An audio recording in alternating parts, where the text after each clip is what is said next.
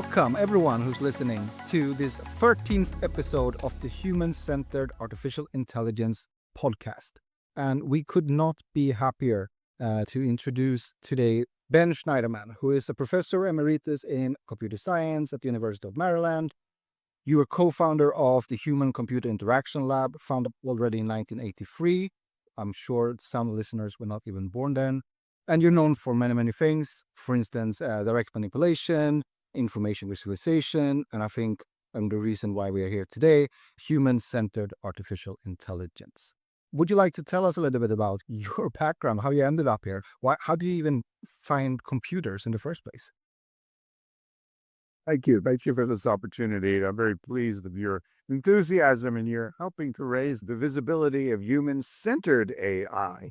So yes, my background is as a computer scientist. We're doing very traditional database work and file design, optimization techniques, indexing strategies, and so on. But I moved becoming 20% of an experimental psychologist in trying to understand the way people use computers.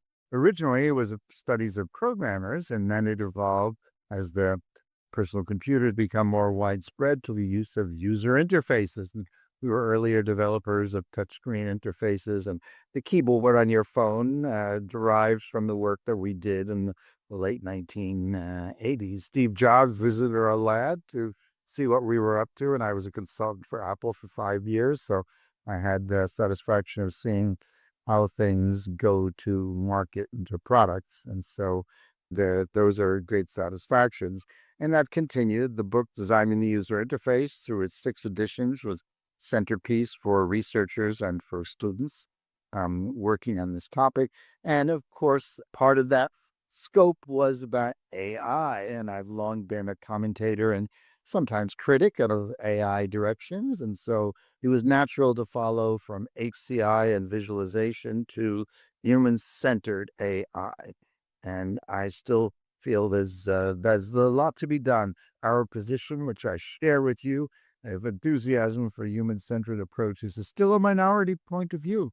And so we are at work and hard to promote these ways of making technology human-centered. So the question might be naturally, what do you mean by human-centered AI? Well, the goals I've often stated are amplify, augment, empower, and enhance human performance. It's all about people. Amplify, augment, empower, and enhance the human performance. And so that's been a recurring theme, not about a magical machine, but about supporting human self-efficacy, enabling their creativity, clarifying their responsibility for their actions, and supporting social connections. So there's a nice set of things, of goals there, and the ways of achieving them, of course, are more complex, but we see that in some excellent products like digital cameras and navigation systems where there is no I in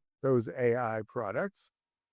I like to say there is no I, and it should not be any I in AI. And the digital camera builds your self-efficacy. You can frame the picture, take it, compose it, zoom in if you like, adjust the colors and so on. But there's a lot of AI going on, of color balance and aperture and focus, even reducing hand jitter. So there's many good ways that AI is used, but after all, it's your picture. You know you can do it. You builds your self-confidence. It enables your creativity. You're clearly responsible for the results. And you have an unhappy picture of someone, well, it's your responsibility to destroy it. And then your social connections are nicely supported. So there's these sets of goals which have been central in my thinking. Thank you. You've had a very impressive career and you've been working on computing, human-computer interaction for quite some time. I'm curious, where did you start working on AI interaction and how did that differ from human computing interaction? As you mentioned in your introduction, I was the advocate of direct manipulation, a term I coined around 1981 to describe the visual world of action, where the objects and the actions were visible as a folder on the screen, as a trash can. And so those strategies enabled users to use mouse and other pointing devices to carry out their actions rather than typing commands. And so that rapid, incremental, and reversible set of actions that showed you immediate feedback for what you've done was and remains the driving force. So that was still controversial, even in its earliest days. And there's a famous debate between myself and Patty Moss of MIT Media Lab in 1997, which is reported in the pages of the ACM Interactions magazine, about direct manipulation versus interface agents. So even then, the idea of AI agents was alive and well. And I thought there was a better way, because the agents take away your self-efficacy. They say the machine is doing the job for you. It takes away your creativity. It takes away and muddies the responsibility.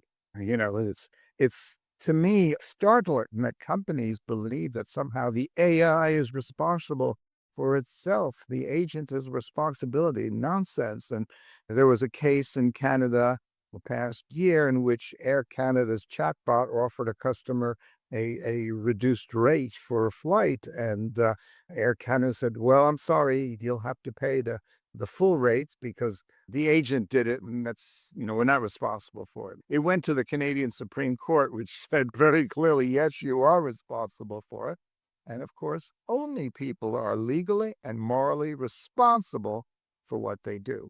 And finally, I might say the fourth item, the social connections, are a necessary part of every application. So, for example, in developing early visualization tools like Spotfire, we made it easy for people to export slides and images, the settings, the data.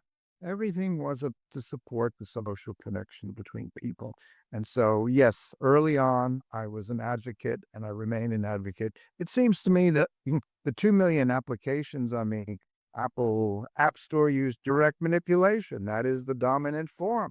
And I think that's absolutely right. It's not just because it's not just because it's traditional to do it that way. It's because it's the right way. Building user self-efficacy is a wonderful thing, rather than taking it away from them and suggesting that the machine is doing the job. It leads to the question of how do you view the sort of current trend or current direction that a lot of things seem to be moving into this agent space? Everything's going to be agentic, and will we ever have to do anything when we have agents doing it for us? Like, how do you even view that sort of? I've heard this before. We've heard of that interface agents and AI agents for 40 years, and I don't think it's a successful strategy. It's attractive, it's appealing, it's a compelling idea. Designers, developers, I can see the attraction for it, but commercial products emerge by supporting user self-efficacy, enabling their creativity, clarifying their responsibility, and supporting their social connection. So it's not about the AI doing it, it's about you doing it. Apple understands this. Apple very nicely in its Apple Intelligence descriptions and its sales materials for the iPhone consistently talks about you, what you can do with the phone.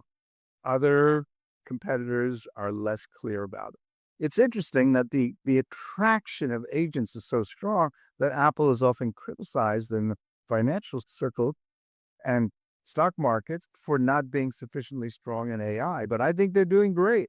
They're doing very well in bringing users the right kinds of AI. And so I think we'll continue to hear about agents. It won't go away. We'll hear about it in 30 years in the future.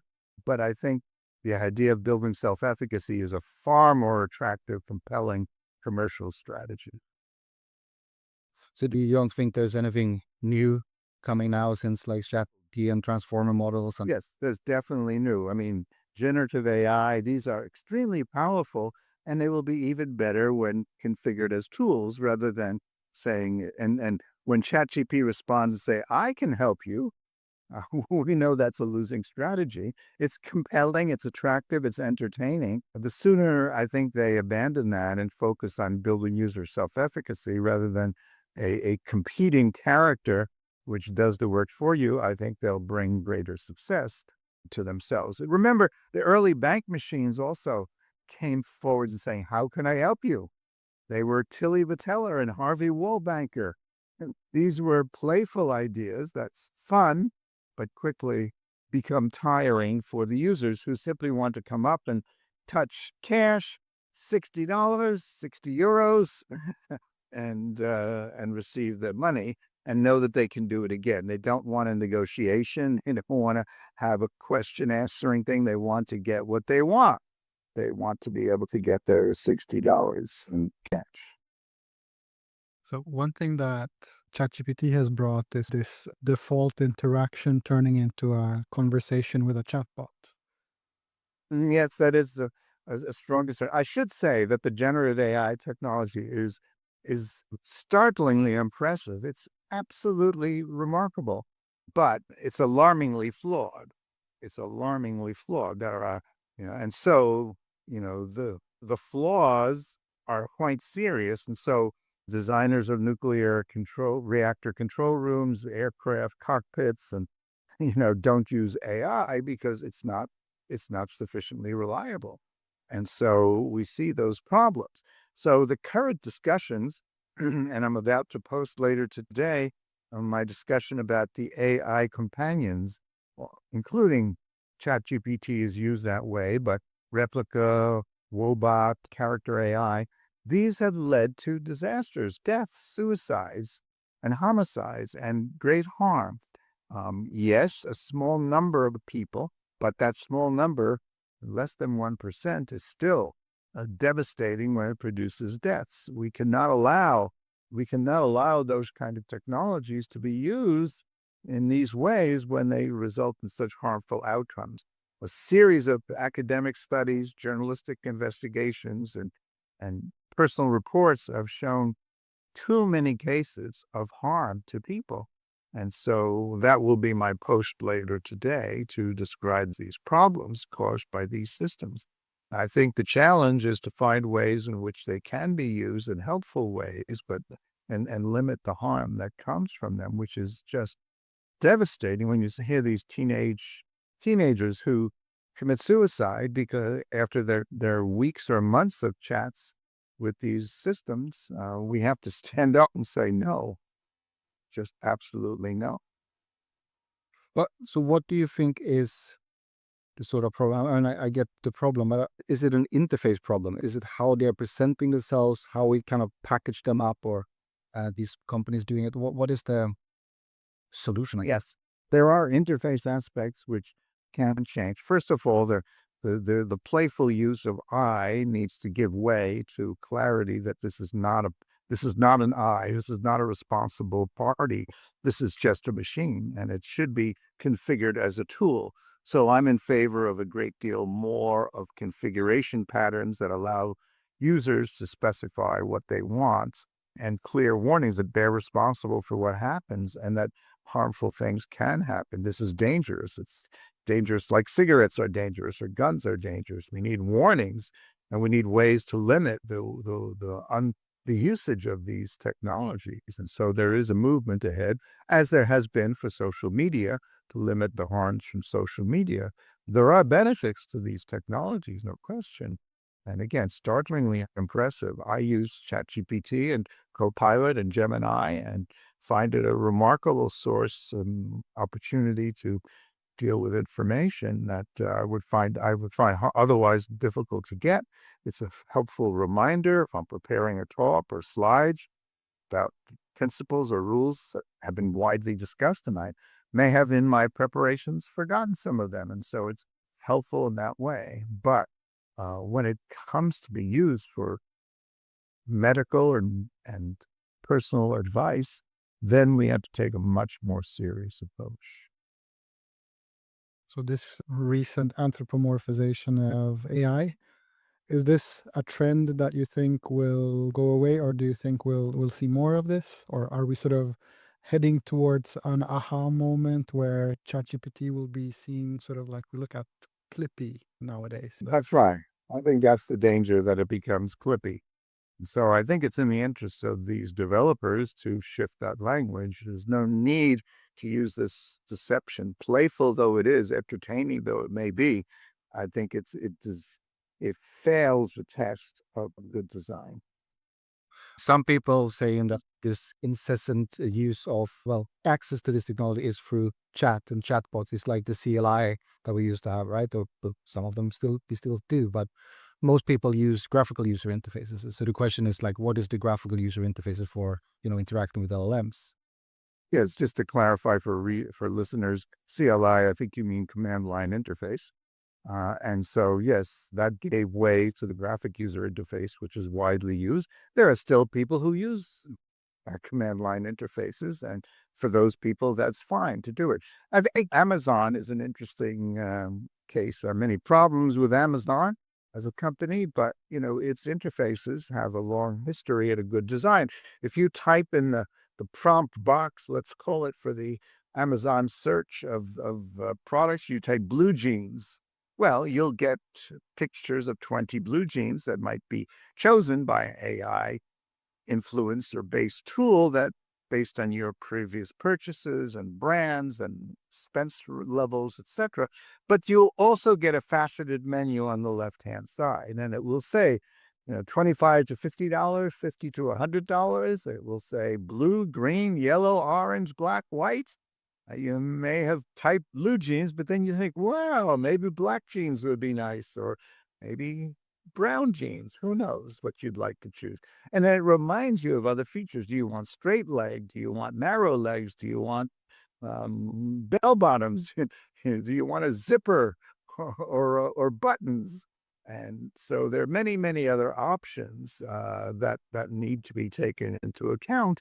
And this kind of faceted menu, which is generally a visual interface, provides a very effective way of directly manipulating these controls, clicking and unclicking them, dragging sliders, etc. And then the results immediately update, and you have a new set of choices.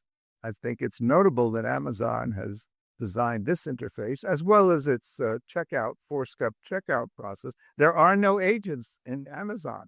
Certainly, Amazon is skilled enough that if agents were useful, they would put them to work inside their shopping interface, but there are no agents in Amazon. So I see that as the wave of the future and the way that more companies will come to understand the power of supporting people's self-efficacy.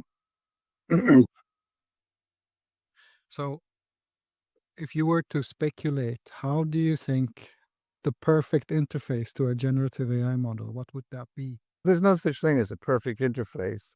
And also you have to remember there are many different users. And so there will be many different kinds of interfaces that are necessary, but they should be designed so users can choose from options easily and can set parameters. Now, there are within ChatGPT 25 styles and about 20 tones, and these are hidden in the current interface, and knowledgeable users understand that they can craft their prompts to favor certain styles and tones. But this is, more hidden than it should be. Users should be much more open. And so, you have the direction of more like, well, Photoshop's an extreme, but, having many, many control panels and so on is excessive, but there are ways that you can integrate AI. Notice that, the digital camera interfaces have a remarkable amount of functionality buried in them, and some of it requires a lot of experience to know how to use it. But the basic use is highlighted. Users point their camera, focus, and click for their decisive moment. They can adjust the color balance, they can crop later, they can make many adjustments to these to the final image that they generate, and that's the way it should be. You should be able to do what you want, and it should help you avoid dangers, just as cell phone cameras pretty much limit the dangers from poorly focused images or the aperture settings, which might be inappropriate. So yes, there's a steady movement. There are great examples out there of the way tools should be designed, from back machines and Amazon's purchase and digital cameras, digital navigations. There's lots of good examples of success stories, and I think those will remain. Yes, the ancient idea is a zombie idea. There's no silver bullet, there's no golden dagger. It will not go away. There will be those who come back and with that idea, as they have been coming back for 200 years. The idea of creating a humanoid character is alive and well, and humanoid robots will continue to fail, and yet they'll be revived by others who say, this time it's different. But I don't think so. Those technologies are not driven by user needs. They're a fantasy. They're entertaining. Certainly, robot soccer games are kind of fun to watch. I'm happy for that.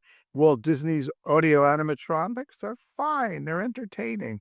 But, the deception that comes in the pretense don't work in bank machines and in tools that people need. So I'm all in favor of more tool-like metaphors that enable you to do what you need to do. I was surprised or happy. You mentioned that you had early in your career studied programmers and talked to programmers. One of the use cases now for this technology is within programming. I mean, that seems to be the best use case for this, which is interesting and super fun. And I use it myself. I find it incredibly useful and interesting. And, it has its own problems. Have you been following that? What's your take on? Absolutely. I think that's really another potentially very beneficial outcome. But, we need to understand that better. A study a few months earlier in the year showed that while programmers thought they were saving about 20% of the time, actually, it took 20% longer than they understood it took. So there is some penalty. There are bugs that come in from the process, but I do think that's a valid use case. And I think I think it's wonderful if it can speed the work of programmers. But again, the programmers must be held responsible for the work they do. It's not the machine that did it. The responsibility issue clarifies design every time. Hmm. Yeah, I usually say that we don't write code anymore, we produce code, but you're still responsible for the code that you produce, right? That's right. That's right. If you have your name on it, you're responsible for what it does. So beware. And students still need to be trained in programming to understand how to use these tools. And I think we'll continue to see programming as a successful career pathway. I don't see programmers going away anytime soon. I think their productivity will be improved by these tools, and I'm all in favor of that. I guess as soon as we start using these agents as something, a colleague, we want to assign a responsibility and accountability to those, since we're no longer owners of, or it doesn't feel like if we're owners of what we're producing. But I think this is an important thing to still consider, that even though you're not generating the content yourself, you're still driving the machine that's generating it. That's right. Yes. So I'm a bit of a young radical here, and I'm against the use of I in AI, but I don't like the term AI companion, teammate, tutor, partner, collaborator, coach. All those human-like things, unfortunately, are misleading to the design of effective tools. I thought it was quite interesting when you compared it to the Amazon sort of interface where you look for something like blue jeans, and then what you present it with is really an interface that opens up the search space. It doesn't close it down. Whereas if you talk to like ChatGPT and you tell me about something, ChatGPT sort of closes in on a path. It just kind of picks one thing and runs with it. It doesn't offer like, oh, these are the many different options you have for me to talk about. How do you want me to talk about it? I think that's a sort of super interesting antidote to that. How can you make these interfaces open up the space? I mean, because they are sort of open to anything, but they close down as they start generating stuff. And you also have to remember that text and voice interfaces are slow compared to visual. You could not possibly present all the options that Amazon presents. The list of those 20 pictures of 20 blue jeans that you get, and then the 40, 60 or more options that are on the left-hand side in the faceted menu. And that's a very powerful and effective use of the information-abundant visual interfaces. We've been talking about accountability and responsibility and so on, and this is I often come back to this question in our podcast. There's the HCAI concept, the human-centered AI, and then there's this concept of fairness, accountability, transparency, ethics, and so on. Do you have any comments on how these two fields interact with each other and how we should think? I'm not sure. How would you characterize the two fields? One of them, the two fields. So the human-centered AI, sort of the interaction with these agents, with the machine learning, right? And then we have the fate concept, so fairness, accountability, transparency. Yes, well, human-centered AI is very much aligned with fairness, accountability, and interpretability, responsibility, and so on. Those things are very central to human-centered AI. I think the counter is those who would suggest that machines are responsible in some way. And so human-centered AI stands up for human responsibility in a strong way. And I think that's a clear step in terms of the guidelines and processes. So the processes of HCI that we all developed and used for the last 40 years are being rediscovered in the AI community. So what was usability testing or controlled experiments has become the expert reviews have become red teaming, okay? And A/B testing is being rediscovered as an AI technique. But other rules from HCI processes, such as rollout processes, also are being rediscovered now. I mean, at one point, the CEO of Microsoft said the only way to test these things, these chat systems, is to put it out for public use. That's nonsense. We have including Microsoft and Google and Amazon, have a long 50-year history of testing these and rolling them out to larger and larger audiences and making adjustments along the way. So I think the HCI world is slowly seeping in, and the recognition, the AI community would like to assume that its intelligent agents will do the right thing, but the HCI techniques, I think, remain viable and important. Maybe I should stay a little bit further about this issue, the terms we use. You mentioned transparency. In the book, The Human-Centered AI book, I use the phrase reliable, safe, and trustworthy. And I would say I would reconsider those terms these days. And I would say more reliable and safer would be the phrase I would use now. The promise of reliable, safe, and trustworthy is too strong.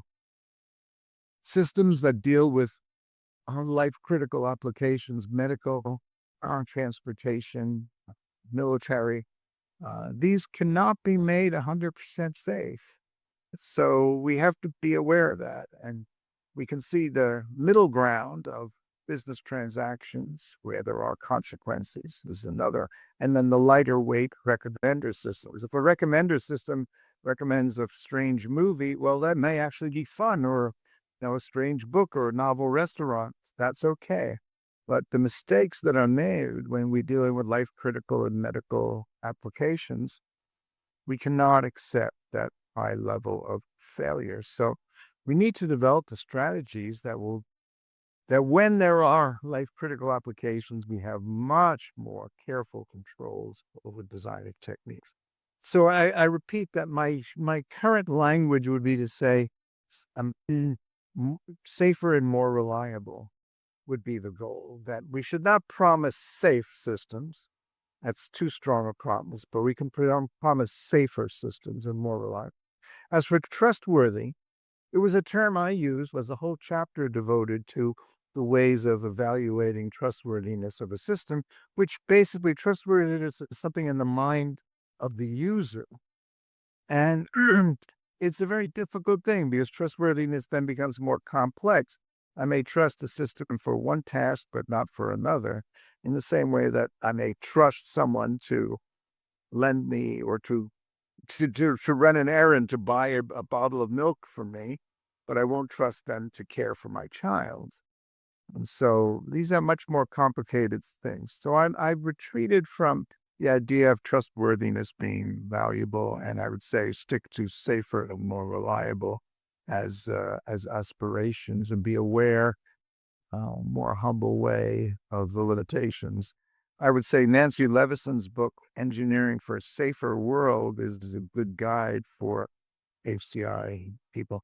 I attended a Chicago conference in October for the Human Factors and Ergonomics Society, and there was a 60-person workshop about creating AI. And the people in this workshop were serious people who were designing air traffic control systems, nuclear reactors, and military, medical systems. And there was a general awareness that machine learning and the uh, more unpredictable outcomes of generative AI were not acceptable in these life critical applications. It was a wonderful, wonderful encounter with very reassuring description. One of the speakers, Lucy Cummings, has been a leader. She described her efforts in a legal case a few months ago against Tesla, whose full self-driving technology had promised more than it really could deliver. And as a result, in this deadly outcome where a Tesla car on full self-driving killed someone, a $243 million judgment against them. Designing safer and more reliable seems to be a valuable thing to do for corporations. And of course, it's the right thing to do.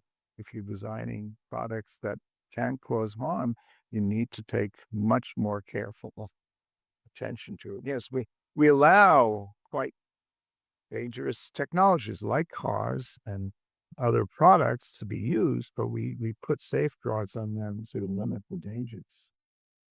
So, who then do you think not bear the most kind of responsibility? We all bear responsibility, but I think which field do you think has most work to do? Is it the people who design these systems, like people from HCI, for instance, or is it the machine learning experts, the people there in those domains that needs to make it safer? Like, where is the safety going to come from, do you think? I think you want to clarify responsibility always. And so, yes, designers, developers, programmers who worked for the major companies, OpenAI and Google and so on, need to clarify their responsibility, that they are the ones who are responsible. So they need to develop more ambitious testing programs. They need to provide AI incident reporting systems. Sean McGregor's work about the AI incident database shows this can be done and is valuable. And so we need to have more open reporting and the transparency, not only about where the training data come from and how the programming was done, etc. But we need to have report about the incidents that happened. We have this for aviation, of course, and we have in the U.S., the Food and Drug Administration has an adverse drug event reporting system that allows physicians, nurses, pharmacists, and patients to report the adverse effects of various drugs. And so these can be monitored over time. Again, medications can be very beneficial, but they can also be very harmful. And we have to understand that harm, take responsibility, and then do the best to make it possible for people to derive the benefits and minimize the harms. That is our job. Things like medicine, air traffic control, and driving, these are things that are fairly regulated, right? We have governing bodies, we have rules and regulations. Do we need to set up more structures like this for the AI driven aspects of things as well? Also for the non supercritical ones. Yes, I think the European AI Act deals with this quite well with its 4 levels of harm. So there are things that are prohibited. There are things that are allowed but need to be regulated. And companies who advance these commercial products need to provide evidence of their safety and their testing and report on the side effects. That's why when you buy a medication, you get a sheet of paper that tells you all the terrible things that might go wrong. I think that's the right thing to do, to expose that, let everyone know. So yes, I am in favor of regulation. along the lines of the European AI Act. I think in the U.S., the Biden administration was moving towards a regulatory approach, that I favor, and philosophical. The blueprint for AI was also a positive step forward, but the current Trump administration has moved against regulation of any kind, and so we are slow in the U.S. towards having the kind of protections that might be necessary, that are necessary. So you mentioned in the beginning, I think, like that we are the human-centered perspective on this is sort of in the minority, and we tend to live in our own bubble. So the bubble I'm in HCAI, and having this podcast, HCAI, we're having this program at the department. I don't feel like, are we a minority? Because in the bubble, this is it. But you obviously have a much broader perspective than this. So where is it? Where is the majority? And why can't they join us?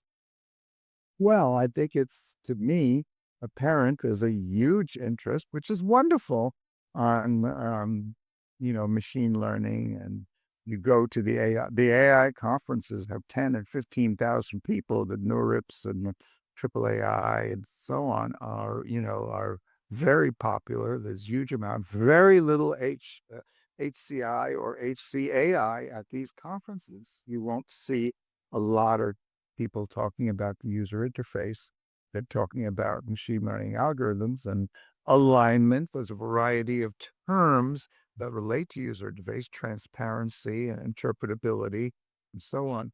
But there's a strong devotion to the sort of magic of machine learning. There's ways to counter it. Jessica Hullman of Northwestern University has the lovely reminder that if we, instead of say machine learning, we say machine guessing, it somehow deflates the notion. And if we want to move on to other techniques and languages, we need to understand better that these are imperfect technologies that we need to provide human management in order to make them more effective. I think also Cynthia Rudin, Duke University's work on interpretable AI, which I admire. I think it's wonderful. And she won the AAAI $1 million prize, I think in 2021, for her work. Yet she laments that this is not widely taken in and widely accepted, because there's a certain appealing magic to machine learning, and its powers are strong, but there's a just excessive belief in the magic of the machine. So it just makes me wonder, what's your take on alignment? Look, alignment is a vague phrase. It's not easily measurable, and it's another part of the magic. It adds confusion rather than clarity. We don't have a measurable, I would like to see AI communicate close and measurable goals, but we have benchmarking, which is a good strategy. It helps somewhat, but we need better ways, and that's why I've adjusted my own language. I think safer and more reliable. You do have ways of assessing that, and safety is measurable through AI incident reporting. So if we know how many suicides were caused, then we would have a better feedback mechanism to do it. I mean, I might make the analogy to airbags. So airbags are interesting technology that's been very helpful. In the U.S., apparently about 2,500 lives are saved every year by use of airbags, which is a wonderful thing. But in the early days, about 100 children, babies, and elders were killed by inadvertent inappropriate airbag deployments. And it was only because there was no reporting system. It was only when emergency room doctors began to notice this pattern that the regulatory agencies and the companies became aware of it, and there should be more data collection. So, for example, Tesla has a website which has quarterly reports on the safety of its cars. They're really very interesting and well-written reports, but they don't provide us with the data from which they're drawn, nor allow others to analyze that data in similar ways. And so you have the result that the National Highway Transportation Safety Administration in the U.S. conducting evaluations, or a dozen or so reported deaths from full self-driving cars driving into stationary police, fire, and medical vehicles on the side of the road. All right. So, it takes a while to get ways to collect the data, and we should have better ways to collect the data, and companies should be required to report the data as medical companies do report the data. I mean, we're repeating the history of smoking, in which companies, they sort of knew the data, but they did not report and share it adequately. So we need to learn from those historical lessons. So speaking about learning, so we have a master's degree in human-centered AI at our university. Both Matthias and me teach in it. And if you were to say, give our students a recommendation or a perspective on what to do, what to focus on in their studies, in their line of work, for the future, what would that be? I would like to make sure they learn about using these devices. They should be used in a variety for programming. They should be used for design. These AI tools are very powerful, and so they should understand. But the students need to then be the ones who understand what is good and bad design. So we need the design principles that go in by the you favor by 8 golden rules that have been quite popular, or many other guidelines documents, and is fine. But there should be training in the methods of system evaluation and of the development and rollout process for products.